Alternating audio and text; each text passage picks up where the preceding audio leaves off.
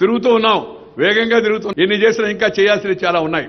ఆ తిరగడంలో ఒక్కోసారి అనుకున్నంత సమయం ఎక్కువ కేటాయించలేకపోతున్నాం, అందరితో కలపలేకపోతున్నాం, బాధేస్తుంది. నాకు మిత్రుడు పుల్లారావు చెప్పాడు, సార్ కొద్దిగా 12 గంటల పైన అయితే జనమంతా రావడానికి బాగుంటుందని చెప్పాను.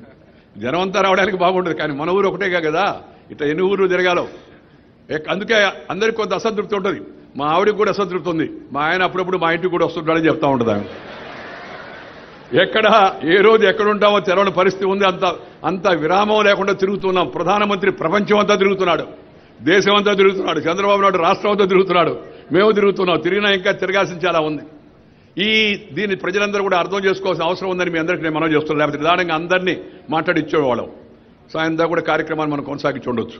ఈరోజు మన సంతోషం ఏంటంటే ఈ మంచి ప్రతిష్టాత్మకమైన ఈ వైద్యశాల మనకి ఇక్కడ ఏర్పాటు అవుతుందో చాలా సంతోషం. ఎందుకంటే సాధారణంగా వచ్చే జబ్బులు సాధారణంగా ఉండే స్థానిక డాక్టర్లు చూడగలరు, కానీ ఈ మధ్య జబ్బులు అసాధారణంగా వస్తున్నాయి. ఎందుకంటే మన అలవాట్లు మారాయి, మన రుచులు మారాయి, మన అభిరుచులు మారాయి, మన లైఫ్ స్టైల్ మారిపోయింది, మన ఆలోచన మారింది, మనకి ఒత్తిళ్లు ఎక్కువైపోయాయి.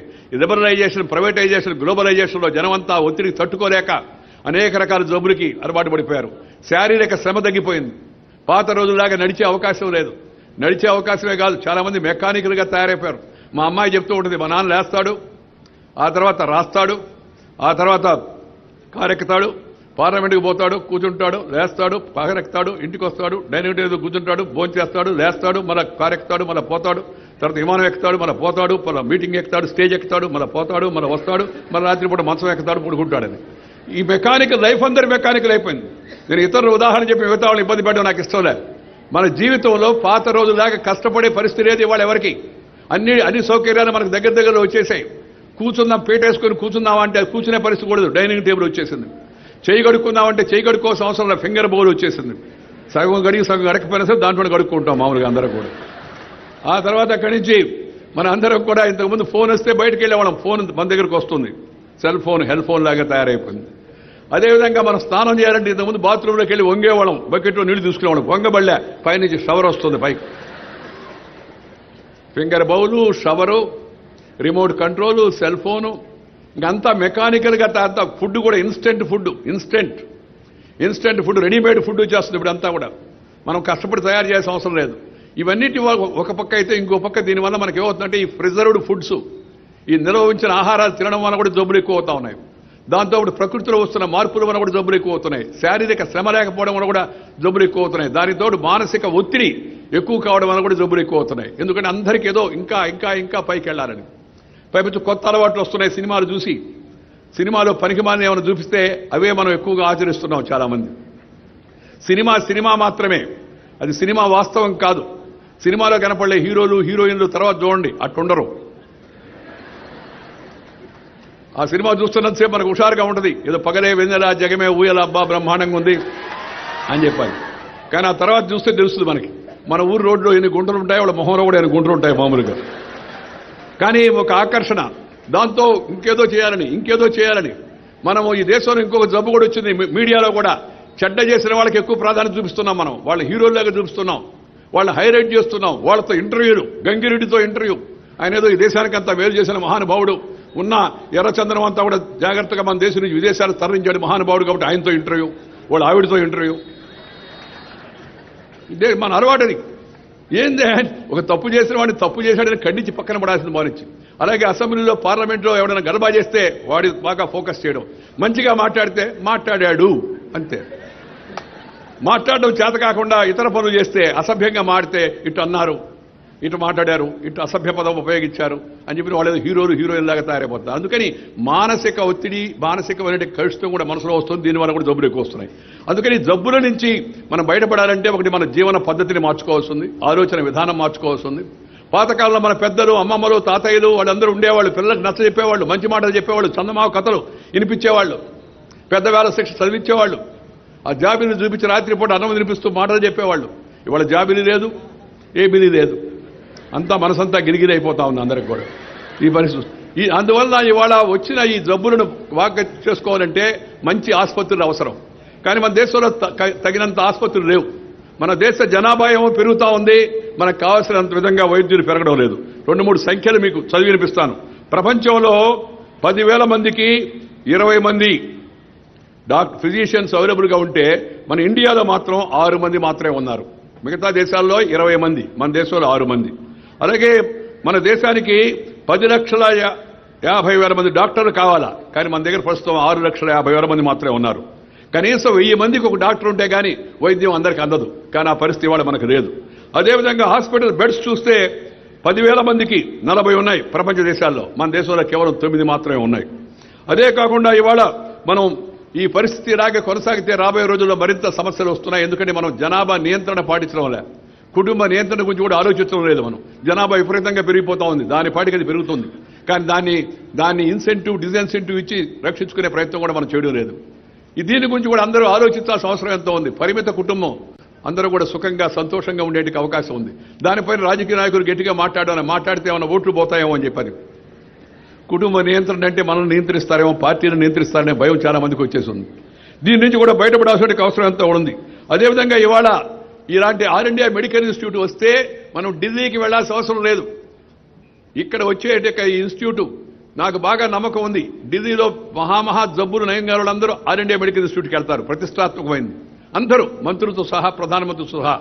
అలాంటి ప్రతిష్టాత్మకమైన ఆసుపత్రి మన ఊరిలో, మన ఈ ప్రాంతంలో ఇంతటి సుందర వాతావరణంలో ఏర్పడడం చాలా సంతోషకరం. అందుకని నేను రాష్ట్రం విడిపోయిన మొదటి రోజు నుంచి దీని మీద ఎక్కువగా దృష్టి పెట్టాను. నేను బహుశా నడ్డా గారిని కనీసం 15 సార్లు 20 సార్లు ఇబ్బంది పెట్టి ఉంటాను. ఆఖరికి వ్యవహారం ప్రధానమంత్రి దాకా వెళ్లాల్సి వచ్చింది. ప్రధానమంత్రి జోక్యం చేసుకున్న తర్వాత కేబినెట్లో తీర్మానం చేసి ఆల్ ఇండియా మెడికల్ ఇన్స్టిట్యూట్ పెట్టాలని, దానికి 1600 కోట్లు ఖర్చు పెట్టాలని, దాన్ని తీసుకొచ్చి ఇక్కడ పెట్టాలని నిర్ణయం జరిగి ఇవాళ మనం ఈ కార్యక్రమంలో మనందరం కూడా పాల్గొంటున్నాం. దీని వెనకంతా చాలా చరిత్ర ఉంది. దీనికి మంచి మనసుతో అడిగిన వెంటనే ఇతర ఇబ్బందులు ఉన్నప్పుడు కూడా రాష్ట్ర ముఖ్యమంత్రి చంద్రబాబు నాయుడు గారు 192 ఎకరాలకు పైగా ఇతర సంస్థలు కూడా ఒప్పించి మెప్పించి పక్కకు పంపించి వాళ్ళని అవసరమైతే నాయన మీకు వేరే ఇస్తామని చెప్పి అనిపించి మనం ఇక్కడ ఈ స్థలాన్ని ఇచ్చారు. చాలా అద్భుతమైన స్థలం. నాకు భవిష్యత్ దర్శనం కనబడుతోంది. ఆ ఢిల్లీ ఎయిమ్స్ తర్వాత ఇండియాలో అంత ప్రఖ్యాతి ఈ యొక్క ఎయిమ్స్కి వస్తున్నట్టు విశ్వాసం కూడా నాకు తప్పనిసరిగా ఉంది. ఎందుకంటే మనకి మంచి వైద్యులు ఉన్నారు, మంచి తెలివితేటలు ఉన్నాయి, మనకు సొంతమైనటువంటి తెలివితేటలు ఉన్నాయి, మంచి నైపుణ్యత కలిగిన యొక్క నర్సులు కానీ, మంచి నైపుణ్యత కలిగిన యొక్క శాస్త్ర సాంకేతిక పరిజ్ఞానం కలిగిన యొక్క టెక్నాలజికల్ నాలెడ్జ్ కలిగిన వాళ్ళు మన రాష్ట్రంలో కొరతలేదు. అందుకని ఇది బాగా అన్ని విధాల అభివృద్ధి చెందుతుందని చెప్పిన విశ్వాసం నాకుంది. దేశంలో ఆరోగ్యమే మహాభాగ్యం అని మన పెద్దలు చెప్పారు. ఆరోగ్యంపై దృష్టి పెట్టాల్సిన అవసరం ఎంత ఉంది. పిల్లలకు చిన్నప్పటి నుంచే ఆరోగ్య పద్ధతులు నేర్పించాల్సిన అవసరం ఎంత ఉంది. దేశం మళ్ళా కుటుంబ నియంత్రణ వైపు కూడా గట్టిగా దృష్టి పెట్టాల్సిన అవసరం ఎంత ఉంది. ఆసుపత్రులు పెట్టాలా, ఆసుపత్రులు మంచిగా నడిచిగట్టిగా చూడాలా. చాలా మంది చెప్తుంటారు ఆసుపత్రి లేదు, ఆసుపత్రి ఉంటే డాక్టర్ లేడు, డాక్టర్ అంటే నర్సు లేదు, రెండు ఉంటే మంచం లేదు, మంచం ఉంటే లంచం అనేది మంచం రాదని చెప్తుంటారు చాలా మంది. దీన్ని తొలగించాల్సి ఉంది. నేను డాక్టర్ శ్రీనివాస్ గారికి కూడా చెప్పాను, రాష్ట్రంలో ఆరోగ్య పరిస్థితిని మెరుగుపరచవలసి ఉంది. దీన్ని ఒక సవాలుగా తీసుకోండి. ఒక మంచి అధికారిని కూడా ముఖ్యమంత్రి గారు ఇచ్చారు, పూనం మాలకొండయ్య గారిని. దీన్ని ఒక సవాలుగా తీసుకోండి. ఆ మధ్య గుంటూరులో జరిగిన హాస్పిటల్లో జరిగిన సంఘటన నిజంగా మనందరికీ తలవంపులు కలిగించే సంఘటన జరిగింది. దీని పట్ల వైద్యులు కూడా గంభీరంగా ఆలోచించాల్సి ఉంది, పనిచేసే సిబ్బంది కూడా ఆలోచించాల్సి ఉంది. ఆసుపత్రులను ఈ మధ్య నేను ఈనాడు పత్రిక కూడా అభినందిస్తున్న ఆసుపత్రుల్లో స్వచ్ఛ భారత పేరుతో ఒక చైతన్యం కలిగించి మొత్తం ఆసుపత్రులన్నీ కూడా ఎలా ఉన్నాయనే విషయాన్ని కూడా ఈనాడు మిగతా పత్రికలు కూడా చాలా వరకు వాటికి ప్రాధాన్యత ఇచ్చాయి. ఆ విధంగా ఈ ఆసుపత్రుల్లో ఏదైతే బాగలేకుండా వస్తున్నారో అక్కడ పరిస్థితి బాగలేకపోతే ఇంకా ఆసుపత్రిలో వైద్యం ఏం జరుగుతుందో చెప్పండి. అందుకని దానిపైన దృష్టి పెట్టాల్సిన అవసరం ఎంత ఉందని మీ అందరికీ కూడా మనం చేస్తూ ఉన్నాను. రాబోయే రోజుల్లో కేంద్ర ప్రభుత్వం 30 కోట్ల మందికి కార్మికులకు అందరికీ 395 జిల్లాల్లో ESIC employment social security scheme కింద నరేంద్ర మోడీ గారు ఒక నూతనమైన స్కీమ్ను ప్రవేశపెట్టబోతున్నాడు. ఎంప్లాయీస్ యొక్క ఈ సోషల్ సెక్యూరిటీ స్కీమ్ ఈఎస్ఐసి అనే దాన్ని 30 కోట్ల మందికి విస్తరించే విధంగా 393 జిల్లాల్లో దేశవ్యాప్తంగా ప్రధానమంత్రి చేయాలని చెప్పి సంకల్పించాడు. ఇప్పుడు కేవలం 7.9 కోట్ల మంది మాత్రమే కవర్ అవుతుంది. దాన్ని ప్రధానమంత్రి గారు 30 కోట్ల మందికి విస్తరించాలని నిర్ణయం తీసుకున్నాడు. ఎందుకంటే పేదలు, అట్టడుగున్న వాళ్ళు, బలహీనులు, అసహాయులు, నిస్సహాయులు, సప్రెస్డ్, డిప్రెస్డ్ పీపుల్ ఎవరుతున్నారో వాళ్ళని ముందు అప్లిఫ్ట్ చేయమని మహాత్మా గాంధీ చెప్పాడు, డాక్టర్ బాబాసాహెబ్ అంబేద్కర్ చెప్పాడు, దీన్ దయాళ్ ఉపాధ్యాయ చెప్పాడు. దానికోసం ప్రయత్నం చేయాల్సి ఉంది. మడమ తిప్పని మహానాయకుడు, తెలుగు ప్రజలు గర్వించేటికి స్వర్గీయ నందమూరి తారక రామారావు కూడా మనందరికీ తెలుసు. ఆ రోజుల్లో ముందు పేదవాళ్ల కోసం 2 రూపాయల కిలో బియ్యం పెట్టాడు. పేదవాళ్ల కోసం చెప్పి అనేక రకాల కొత్త పథకాలు పెట్టాడు. ఎందుకంటే పేదలు కూడా సమాజంలో వచ్చే ప్రగతిలో భాగస్వామ్యం కాకపోతే ప్రగతికి అర్థం లేదు, అభివృద్ధికి అర్థం లేదు. పేదలు భాగస్వామ్యం లేకపోతే, పేదలకు మనం చేయూతనిచ్చి వాళ్ళ పైకి తీసుకురాకపోతే అభివృద్ధికి అర్థం లేదు. అట్టడుగున్న వాడిని ముందు చూడాలా, ముందుండేవాడిని కాదు, అట్టడుగున్న వాడిని ముందు చూడాలా. ఆ తర్వాత వాడిని ముందుకు తీసుకొచ్చే ప్రయత్నం చేయాల్సిన అవసరం ఎంత ఉంది. ఆ మనస్తత్వాన్ని సమాజంలో పెంచి పోషించాల్సి ఉంది. పేదలకు ఏదో తాయిదారు ఇచ్చేసి పిల్లకాయలు ఏడుస్తుంటే చాక్లెట్ ఇచ్చి సర్దిపెట్టు ఎలక్షన్ ముందేదో అది ఇస్తామని చెప్పడం కాకుండా శాశ్వత పేదరిక నిర్మూలన కోసం ప్రయత్నాలు చేయాల్సి ఉంది. ప్రధానమంత్రి వాళ్ళ విషయంలో పట్టుదలగా ఉన్నాడు. ఆయన చెప్పాడు, రైతులు, మహిళలు, పేదలు, కార్మికులు, యువకులు వీళ్ళు నా టార్గెట్, నా ప్రభుత్వం వాళ్ళ కోసం పనిచేస్తుందని చెప్పిన ప్రధానమంత్రి నరేంద్ర మోడీ గారు చెప్పడం కూడా జరిగింది. అందుకని ఇవాళ అనేక పథకాలు వచ్చాయి. అవన్నీ నేను వివరంగా చెప్పను. సామాజిక భద్రత, సామాజిక రక్షణ కల్పించేందుకు జనధన యోజన పేరుతో స్వతంత్రం వచ్చి ఇప్పుడు వరకు ఇన్నేళ్లలో 68 ఏళ్లలో కేవలం 3 కోట్ల మందికి మాత్రమే బ్యాంకు ఖాతాలు ఉంటే నరేంద్ర మోడీ గారు ప్రధానమంత్రి అయిన తర్వాత 5 నెలల కాలంలో 19.3 కోట్ల మందికి ఇవాళ బ్యాంకు ఖాతాలు దేశవ్యాప్తంగా తెరిపించాడు. బ్యాంకు తలుపులన్నీ కూడా తెరిచాడు. అదే కాదు, బ్యాంకుల యొక్క రుణాలు కూడా పేదవాళ్ళకి కమ్మరి, కుమ్మరి, వడ్రంగి, నేత, గీత, బోయ, యాదవ, చాకలి, మంగలి, హరిజన, గిరిజన, లంబాడ ఈ పేద వర్గాలకే కాకుండా రిక్షా కార్మికులకు, టాక్సీ డ్రైవర్లకు, ఆటో డ్రైవర్లకు, కూరగాయలు అమ్ముకునే వాళ్లకు, చేపలు అమ్ముకునే వాళ్లకు వాళ్ళకు కూడా బ్యాంకు రుణాలని వాళ్ళని ఆదేశం ఇచ్చాడు. దానికోసం ముద్రా బ్యాంక్ అని పెట్టాడు. మీ అందరికీ సంతోషం కలుగుతుంది. ఈ సంవత్సరం ముద్రా బ్యాంకు 1,20,000 కోట్ల రూపాయలు పేదవాళ్లకు మాత్రమే ఇవ్వాలని ప్రధానమంత్రి సంకల్పించాడు. ఆ దిశలో ముందుకు పోతున్నారు చెప్పిన సందర్భంగా మీ అందరికీ మనం చేస్తున్నాను. నెలకు రూపాయి కడితే నీకు ఇన్సూరెన్స్ వస్తుంది. ప్రమాదం జరిగితే 2 లక్షల రూపాయలు నీకు నష్టపరిహారం వస్తుంది. ప్రపంచంలో బహుశా నాకు తెలిసి ఎక్కడా లేదు. నెలకు రూపాయి మాత్రమే. దయచేసి అందరూ ఆ ప్రధానమంత్రి సురక్ష బీమా యోజనలో సభ్యులుగా చేరండి. రూపాయికి కిళ్ళీ కూడా రాదు, బీడీ కూడా రాదు. రూపాయికి మనందరికీ కూడా తెలుసు. కానీ అలాంటి రూపాయి కడితే మనకు ప్రమాదం వస్తే 2 లక్షల రూపాయలు మనకు అందుబాటులో వస్తుంది. ఇది చాలా అవసరం. అదేవిధంగా రోజుకు 90 పైసలు కడితే ఇంకొక పథకం కింద 2 లక్షల రూపాయలు జీవన బీమా కూడా మనకు వస్తుంది. ఈ 2 పథకాలను మనం ఉపయోగించుకోవాల్సిన అవసరం ఎంతో ఉంది. నెలకి 42 రూపాయలు కడితే అటల్ పెన్షన్ యోజన కింద 60 ఏళ్లు దాటితే నీకు నెలకి 1000 రూపాయలు వస్తుంది. ఒకవేళ దురదృష్టవశాత్తు మగవాడు చనిపోతే భార్యకు 8,50,000 రూపాయలు వస్తుంది. భార్య చనిపోతే బిడ్డలకు వస్తుంది. ఇలా అనేక సాంఘిక సంక్షేమ అభివృద్ధి పథకాలు ప్రధానమంత్రి గారు చేపట్టాడు. అందరికీ ఇళ్లు ఇచ్చే పథకాన్ని కూడా గూడు నీడ ఈ ముఖ్యమైన ఉద్దేశంతో అందరికీ ఇళ్లు ఇచ్చే పథకం చేపట్టారు. దాంట్లో ఆంధ్రప్రదేశ్లో మీరు చూశారు, మొన్న 2,28,000 ఇళ్లు మంజూరైతే ఆంధ్రప్రదేశ్కి 1,93,000 ఇళ్లు కేవలం ఆంధ్రప్రదేశ్కి తెలుగు వాళ్లకు జరిగిన అన్యాయాన్ని దృష్టిలో పెట్టుకుని చేయడం జరిగిందని మీ అందరికీ మనం చేస్తున్నాను. బేటీ బచావ్, బేటీ పడావ్, ఆడపిల్లలను సంరక్షించుకోవాలా, ఆడపిల్లలను చదివించుకోవాలా. ఆడపిల్లంటే లక్ష్మీదేవి మన ఇంట్లో వచ్చి జన్మించిందనే సంతోషం మన అందరి మనసులో ఉండాల్సిన అవసరం.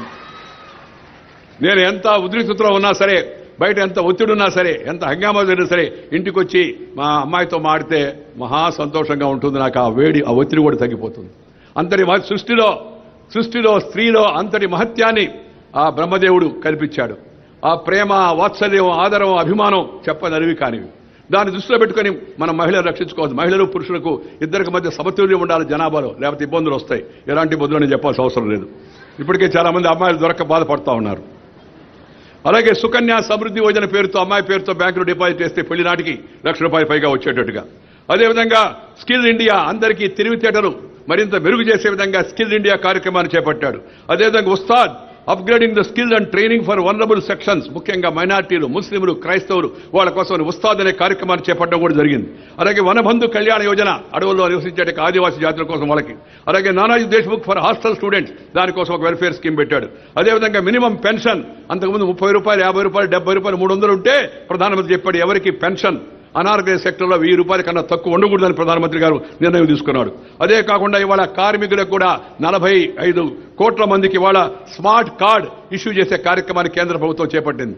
ఇంతకుముందు డబ్బులు ఢిల్లీ నుంచి వేస్తే ₹100 వేస్తే అది ఊర్లో చేరేతరికే, మంగళగిరి తాలూకా రామచంద్రాపురం గ్రామానికి చేరేతరికే ₹15 మాత్రం చేరుతుందని చెప్పాడు రాజీవ్ గాంధీ, లేట్ రాజీవ్ గాంధీ. అది ఆయన చెడ్డ ఉద్దేశంతో చెప్పలా, మంచి ఉద్దేశంతో చెప్పాడు. తన అసహాయతను వ్యక్తపరిచాడు. అందుకే ప్రధానమంత్రి చెప్పాడు, ఢిల్లీ ఇచ్చే ప్రతి రూపాయి గల్లీకి చేరాలా, పేదవాడి ఇంటికి చేరాలంటే ఇక మీద డబ్బులు చేతికి ఇవ్వరు. తహసీల్దార్ చేతికో, ఆర్డీఓ చేతికో, లేదా క్లర్క్ చేతికో, గుమస్తా చేతికో, వీఆర్ఓ చేతికో, బీడీఓ చేతికో, ఏడీఓ చేతికో, డీడీఓ చేతికో వెళ్లే అవకాశం లేదు. నేరుగా బ్యాంకు నుంచి వచ్చి మీ ఖాతాలో జమ అవుతాయి. మీకు ఇచ్చేటికి యూరియా సబ్సిడీ మీ బ్యాంకు ఖాతాలో జమ అవుతుంది. మీకు వచ్చే స్కాలర్షిప్ మీ బ్యాంక్ ఖాతాలో జమ అవుతుంది. మీకు వచ్చే పెన్షన్ మీ బ్యాంక్ ఖాతాలో జమ అవుతుంది. మీకు విదేశాలకు వెళ్లే స్కాలర్షిప్ స్టూడెంట్స్కి ఇస్తే అది కూడా బ్యాంక్ ఖాతాలో జమ అవుతుంది. ప్రధానమంత్రి మోడీ గారు అలాగే ముఖ్యమంత్రి చంద్రబాబు నాయుడు ఇద్దరు కూడా ఈ టెక్నాలజీ పైన ఎక్కువగా దృష్టి పెడుతూ ఉన్నారు. ఎందుకంటే టెక్నాలజీ ద్వారా మధ్యవర్తిత్వాన్ని, దోపిడీని, అవినీతిని మనం తగ్గించవచ్చు. దానికోసం ప్రధానమంత్రి గారు చెప్పారు, జామ్ జనధన యోజన, ఆధార్ కార్డ్, మొబైల్తోనూ బ్యాంక్ కూడా వెళ్ళబడే మొబైల్తోనే మొత్తం అంతా ట్రాన్సాక్షన్ చేయొచ్చు. టెక్నాలజీని మనం ఉపయోగించుకోవాలి. చంద్రబాబు నాయుడు గారు కూడా ఆ దిశలో ముందుకెడుతున్నాడు. ఈ పీడీఎస్లో ఎంతో మధ్యలో చాలా వరకు మనందరూ చూస్తున్న ఎక్స్ప్లాయిటేషన్ జరుగుతుంది పబ్లిక్ డిస్ట్రిబ్యూషన్ సిస్టంలో, ప్రజా పంపిణీ వ్యవస్థలో. దానిలో ఈ విధంగా టెక్నాలజీ ఉపయోగిస్తే చాలా వరకు దాన్ని తగ్గించవచ్చు. ఆ డబ్బుని ఇతర పేదల కార్యక్రమానికి ఉపయోగించుకోవచ్చు. అదేవిధంగా బడే భారత్ అని చదువుకున్న భారతదేశం శక్తివంతమైన దేశంగా స్వచ్ఛ భారత్ కార్యక్రమాన్ని చేపట్టాడు. మిసి డిసి, ఎంఐ అంటే మేక్ ఇన్ ఇండియా, ఎస్ఐ అంటే స్కిల్ ఇండియా, డిఐ అంటే డిజిటల్ ఇండియా, సిఐ అంటే clean India. MIS-C DC, MI, SI, DI, CI, MIS-C DC అనే కార్యక్రమాన్ని ప్రధానమంత్రి గారు చేపట్టారు. ప్రధానమంత్రి వాళ్ళ అమృత్ అనే పేరుతో 1,00,000 జనాభా కలిగిన నగరాలను కూడా ఆధునీకరించే కార్యక్రమాన్ని చేపట్టాడు. అలాగే స్మార్ట్ సిటీస్ పేరుతో అనేక నగరాలు అభివృద్ధి చేసేందుకు మనం అందరూ కూడా విశాఖపట్నం, కాకినాడ, తిరుపతి నగరాలు మనం ఎంచుకున్నాం. ఆ తర్వాత దశలో మిగతావి కూడా వస్తాయి. దాంతోపాటు హెరిటేజ్ సిటీస్, మన పక్కన ఉండే అజరామరం ఉండే అమరావతి, మన తెలుగు వాళ్ళందరూ గర్వించేట సంస్కృతి కలిగే పురాతనమైన మన పెద్దలు మనకు అందించే వారసత్వానికి ప్రతీకగా అమరావతి నగరాన్ని మనం ఎంచుకున్నాం.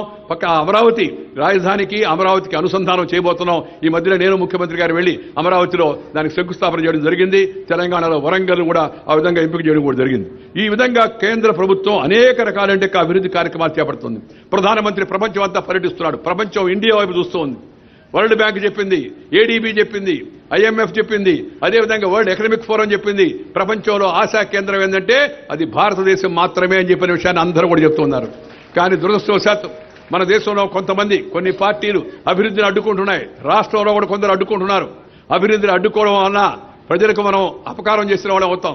పార్లమెంట్ జరగనీయకుండా, అసెంబ్లీ జరగనీయకుండా, చర్చలు జరగనీయకుండా, అర్థవంతమైన చర్చలు జరగనీయకుండా వాటిని మనం కానీ ఇబ్బందులు పడితే నష్టపోయేది పేద జనం, నష్టపోయే సామాన్య జనం, నష్టపోయే దేశం.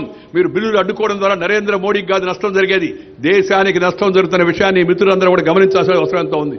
ఇన్నేళ్లుగా మీరు పరిపాలించారు. ఢిల్లీ నుంచి గల్లీ వరకు, పార్లమెంట్, పంచాయతీ వరకు, ముఖ్యమంత్రి, మున్సిపాలిటీ వరకు మొత్తం అధికారం అంతా మీ చేతిలో ఉండిందయ్యా. ఒక మార్పు వచ్చింది. ఒక సామాన్యుడు ఇవాళ దేశానికి ప్రధానమంత్రి అయ్యాడు. పని చేయనియండి, 5 ఏళ్ల తర్వాత అకౌంట్ అడగండి. కానీ ఈ లోపలే రకరకాల విమర్శలు చేస్తారు, గడ్డి బొమ్మలు తీసుకొచ్చి తగలబెడతారు. మన ఆంధ్రప్రదేశ్ యొక్క అభివృద్ధి క్రమంలో కూడా చాలా మంది తప్పుడు ప్రచారం చేస్తున్నారు.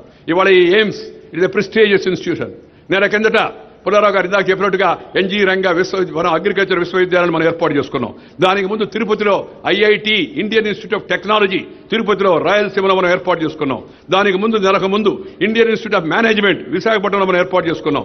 దానికి ముందు ట్రిపుల్ ఐటీ, దాన్ని కూడా చిత్తూరు జిల్లాలో మనం ఏర్పాటు చేసుకున్నాం, శ్రీ సిటీ దగ్గర.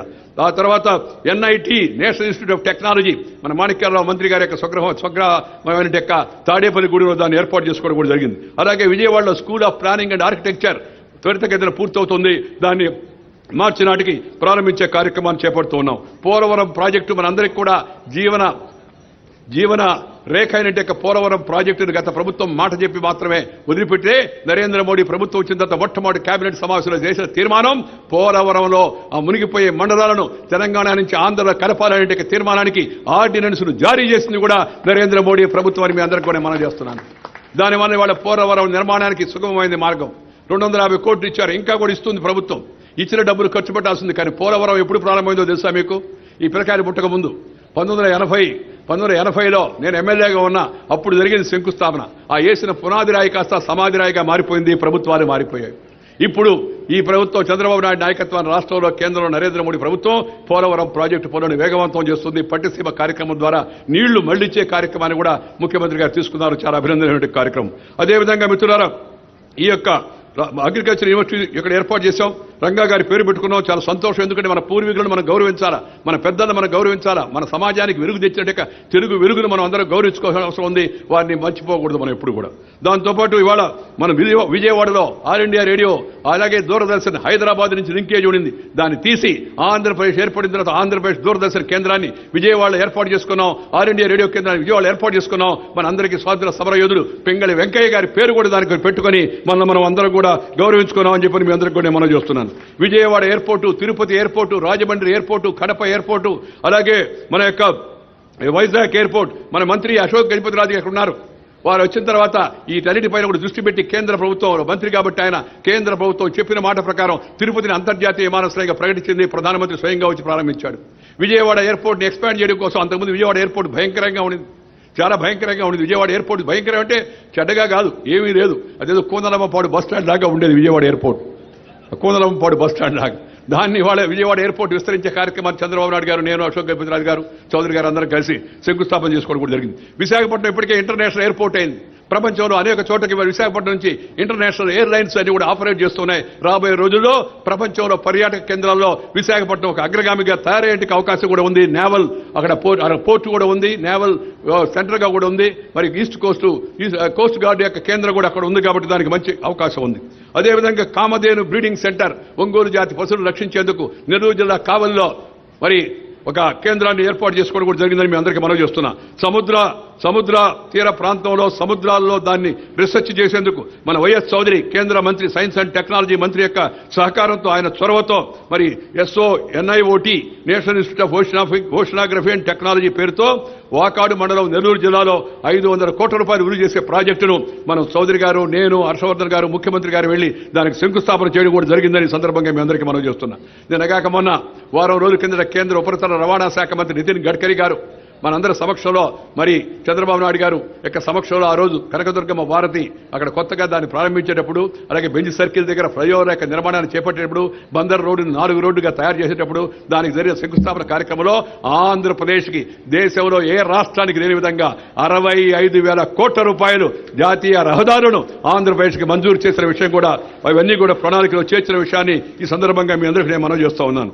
దాంతోపాటు స్పైసెస్ పార్క్ ఒకదాన్ని మనం చిలకలూరుపేట దగ్గర ఏర్పాటు చేసుకున్నాం. ఎడ్లపాడు మండలంలో స్పైసెస్ పార్క్, అది కూడా మీ ప్రాంతంలో ఏర్పడింది. అదేవిధంగా సోలార్ ఎనర్జీ కార్పొరేషన్ అనే పేరుతో మరి ఇవాళ సోలార్ పవర్, సూర్యరశ్మి మనకి బ్రహ్మాండంగా ఉంది. సంవత్సరంలో 365 రోజులు మనకి ఆ యొక్క సూర్యుడు మనకి ఆ అదృష్టం కల్పించాడు. ప్రపంచంలో చాలా మందికి ఉండదు. దాన్ని ఉపయోగించుకొని మనం పవర్ జనరేషన్ కోసం అని చెప్పని అనంతపురం సోలార్ పవర్ పార్క్ 1500 మెగావాట్లు, అలాగే కర్నూలు సోలార్ పవర్ పార్క్ 1000 మెగావాట్లతో దాన్ని అక్కడ ఏర్పాటు చేసుకున్నాం. ఒక్కొక్క మెగావాట్కి మరి ఖర్చు చాలా పెద్ద అవుతుంది. 1000 కోట్ల రూపాయల యొక్క ప్రాజెక్టు ఈ రెండు కూడా మన ఆంధ్రప్రదేశ్కి వచ్చాయి. ఒకప్పుడు ఆంధ్రప్రదేశ్లో అంధేరా ప్రదేశ్ అని చెప్పి ఎగతాళి చేసేవాళ్ళు. ఎప్పుడు కరెంట్ వస్తుందో, ఎప్పుడు పోతుందో దానికి తెరవదు, మనకి తెరవదు, ఇంజనీర్కి తెరవదు, ఎవరికి తెలిసేది కాదు. కానీ ఇవాళ కరెంటు పోకుండా ఉండే పరిస్థితిని చంద్రబాబు నాయుడు కోరిక మీద కేంద్ర ప్రభుత్వం జోక్యం చేసుకుని నరేంద్ర మోడీ, పీయూష్ గోయల్ నాయకత్వాన ఇవాళ ఆంధ్రప్రదేశ్లో వెలుగులు విరజమ్ముతూ ఉన్నాయి. కరెంటు కోత లేకుండా వచ్చిందంటే దాని కేంద్ర ప్రభుత్వం అందించిన సహకారం అని కూడా ఈ సందర్భంగా మీ అందరికీ నేను మనవి చేస్తూ ఉన్నాను.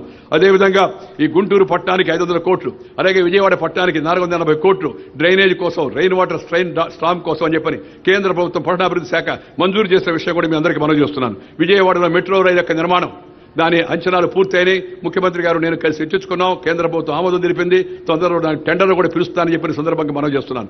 గుంటూరుకి మెట్రో వేసితే లాభదాయకం కాదని చెప్తే దానికోసం చెప్పి మొన్న సురేష్ ప్రభుతో సమావేశమై ముఖ్యమంత్రి గారు అందరూ కూడా కలిసి చర్చించిన తర్వాత విజయవాడ నుంచి కొత్త రాజధాని మీదుగా గుంటూరుకి ఒక ఎలక్ట్రికల్ మల్టిపుల్ యూనిట్ లో కొత్త ట్రైన్ ఏర్పాటు చేసే విధంగా వస్తూ పోతుండే ట్రైన్ ఏర్పాటు చేయడం కూడా జరుగుతుందని చెప్పిన సందర్భంగా మీ అందరికీ నేను మనవి చేస్తా ఉన్నాను. మిత్రులారా, 7 వెనకబడే జిల్లాలు అనంతపురం, కడప, కర్నూలు, చిత్తూరు, అలాగే విశాఖపట్నం, విజయనగరం, శ్రీకాకుళం జిల్లాలకు సంవత్సరానికి 50 కోట్ల రూపాయల చొప్పున 2 సంవత్సరాల్లో వరుసగా 100 కోట్ల రూపాయలు కేంద్ర ప్రభుత్వం 7 వెనకబడే జిల్లాలకు అందించిన విషయాన్ని కూడా ఈ సందర్భంగా నేను మనవి చేస్తా ఉన్నాను.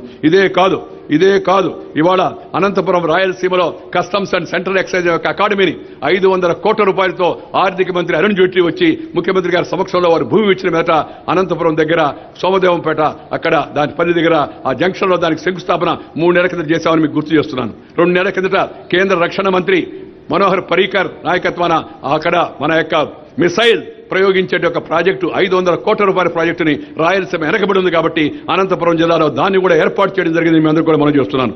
రాబోయే రోజుల్లో కొక్కిరాల కొండ, చిత్తూరు జిల్లాలో, రాయలసీమలో ఎస్ఆర్పురం మండలంలో మరి 600 కోట్ల రూపాయలతో అక్కడ రక్షణ కర్మాగారం, ఒక శిక్షణ కర్మాగారం, training of troops and personal దాన్ని ఏర్పాటు చేయడం జరుగుతుందని చెప్పి అందరికీ మనం చేస్తున్నాను. మీ ప్రాంతంలోని నాగాయలంకలో DRDO ద్వారా మిసైల్ టెస్ట్ ఫెసిలిటీ 381 ఎకరాలు రాష్ట్ర ప్రభుత్వం ఇచ్చేదానికి సిద్ధమైంది.